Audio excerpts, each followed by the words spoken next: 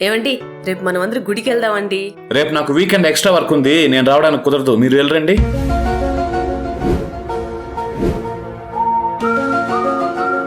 Sir ఇప్పుడే complete చేసి పంపిస్తాను సార్. Okay sir, okay. ఏమండి భోజనం రెడీ చేశాను, మీరు వెళ్ళి స్నానం చేసి రండి, తిందాం.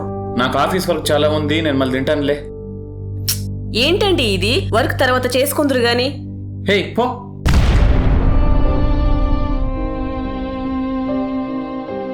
ల్యాప్టాప్ పక్కన పెట్టి భోంచేయి చరణ్. ఈ పని ఎవరు చేస్తారు? ఇచ్చిన పని త్వరగా చేయకపోతే ఉద్యోగం పోతుంది, అప్పుడు తినడానికి ఈ తిండి కూడా దొరకదు. సార్ ఓకే చేస్తాను సార్. నాన్న ఆడుకుందాం రా నాన్న. ఫోన్ మాట్లాడుతున్నాను కదా, మీ అమ్మతో వెళ్ళి ఆడుకోపో.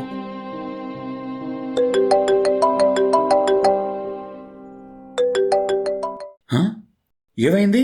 మన ఫ్రెండ్ సురేష్ చనిపోయాడురా. పగలు రాత్రి అని తేడా లేకుండా కంపెనీ కోసం కష్టపడ్డాడు. ఇప్పుడు స్ట్రెస్ ఎక్కువ అయ్యి హార్ట్ అటాక్ తో చనిపోయాడు. పగలు రాత్రి అని తేడా లేకుండా కష్టపడతాం. హెల్త్ సమస్య వచ్చి మనం పోతే కంపెనీకి ఇంకొక ఎంప్లాయీ దొరుకుతాడు, కానీ మన ఇంట్లో ఒక కొడుకు, ఒక భర్త, ఒక తండ్రి ఎప్పటికీ దొరకడు. వర్క్ లైఫ్ బ్యాలెన్స్ అనేది చాలా ముఖ్యం. మనం సంపాదించేది సంతోషంగా బ్రతకడం కోసం గానీ చావడం కోసం కాదు. ఆరోగ్యమే మహాభాగ్యం అని మర్చిపోకండి.